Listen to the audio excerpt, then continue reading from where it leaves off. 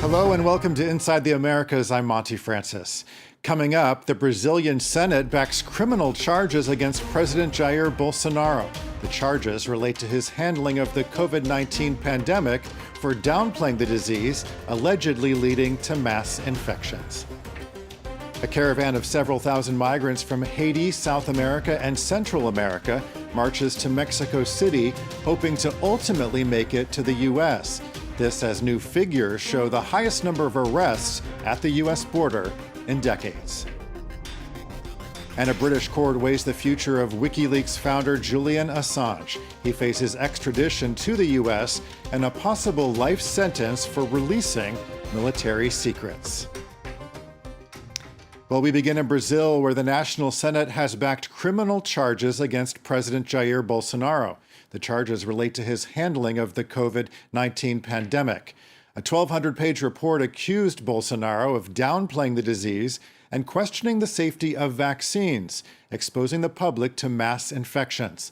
The Senate committee doesn't have the power to bring charges itself, and it's unlikely that the Attorney General or lower house speaker will open criminal proceedings because they are both Bolsonaro allies. Jean-Emile Jamin has the story. O relatório está aprovado por 7 votos a 4. A 6-month investigation drawn to a close. On Tuesday, Brazil's senators approved a report recommending that President Jair Bolsonaro be tried on charges ranging from charlatanism and misusing public funds to crimes against humanity for his failed pandemic response. Essa responsabilidade é de muita gente, tem muitos indiciados, mas ela é principalmente desse presidente da República, desse serial killer que tem compulsão de morte e continua a repetir tudo o que fez anteriormente. The 1,200-page report also urged the country's Supreme Court to suspend Bolsonaro's social media accounts for continuously spouting misinformation about COVID-19.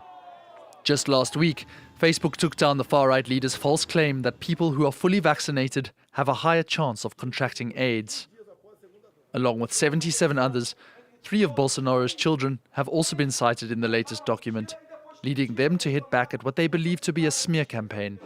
É relatório extremamente frágil, juridicamente falando, relatório político que em nada beneficiou a população brasileira. Despite the vote, it remains unlikely that Bolsonaro will leave his post or see prison time. Charges can only be brought against him by the Attorney General and impeachment proceedings by the lower house speaker, 2 of his own appointees. The Crimes Against Humanity charge, however, has the potential to be tried at the International Criminal Court. Regardless of the outcome, the report will certainly add to Bolsonaro's already devastating approval ratings as he heads into next year's elections, which he is currently on course to lose. A caravan of several thousand migrants from Haiti, South America, and Central America is on its way to Mexico City from southern Mexico. They're ultimately trying to reach the U.S. border to gain entry as refugees. U.S. authorities have detained more than 1.7 million migrants along the border over the past year. It's the highest number of arrests at the border in at least 2 decades.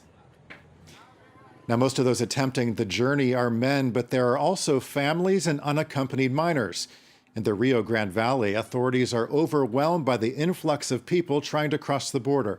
France 24's Fanny Allard and Caravan Gorgistani have this report. In the Rio Grande Valley, border crossings start well before sunrise. It's 4:30 a.m., and state troopers have just intercepted a group of migrants.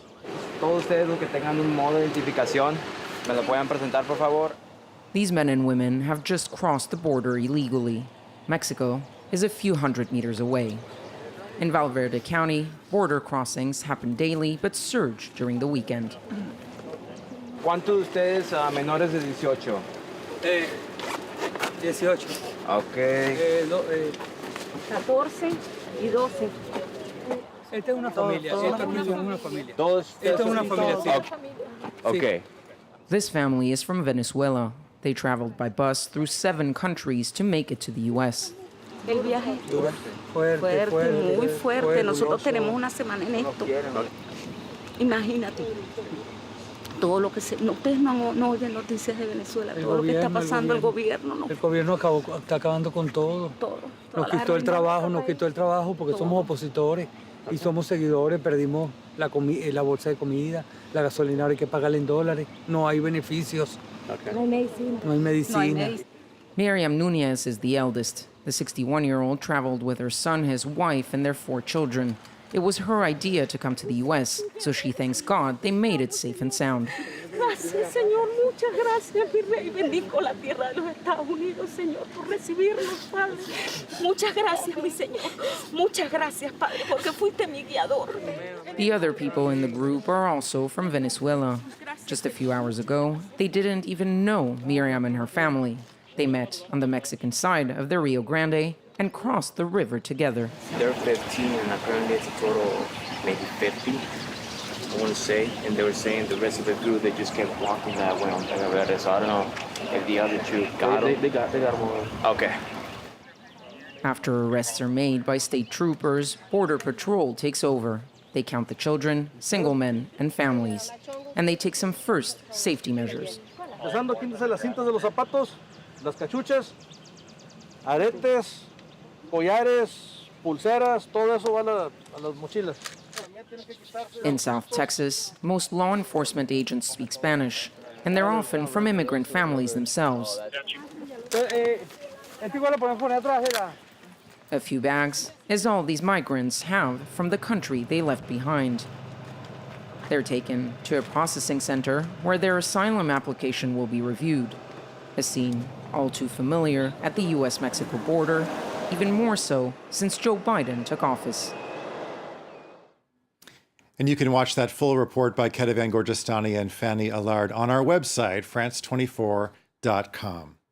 Well, staying in Mexico, preparations are underway for Day of the Dead celebrations. A few days before the holiday, people get ready for the tradition with the Mayan ritual. Erin Ogunkeye explains. The Day of the Dead holiday in Mexico breaks with the way much of the world sees the inevitable. The lives of the departed are celebrated instead of mourned. And here in the village of Pomuch, inhabitants take the tradition a bit further by cleaning the bones of the deceased.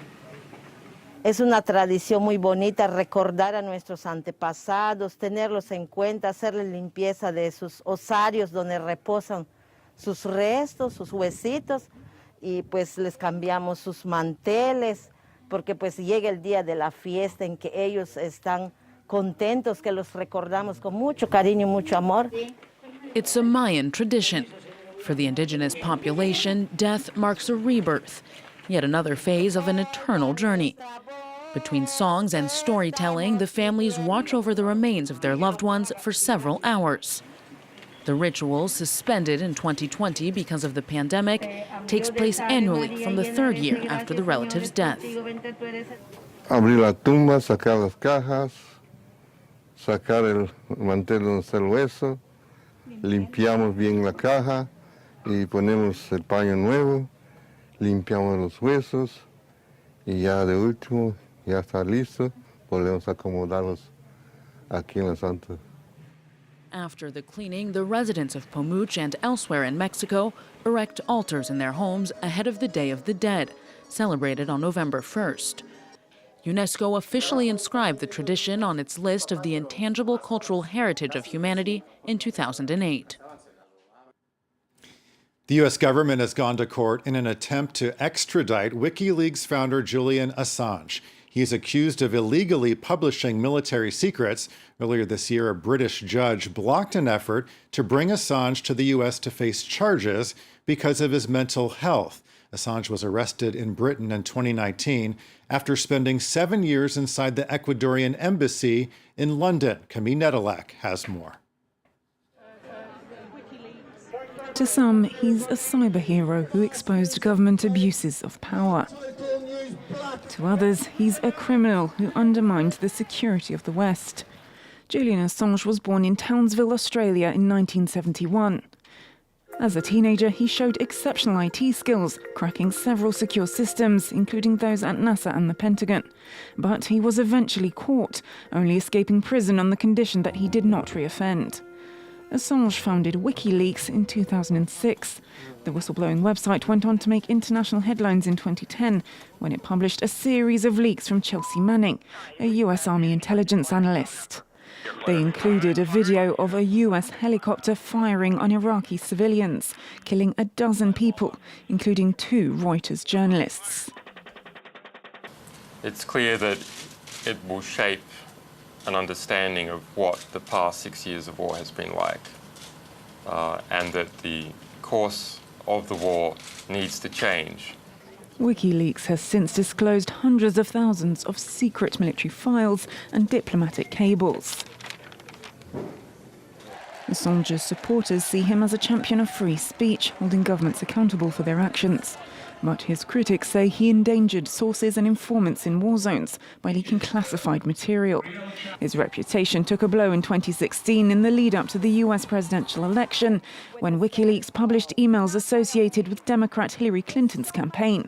Some US officials believe this was part of a Russian intelligence operation to disrupt the election and boost Donald Trump's presidential bid.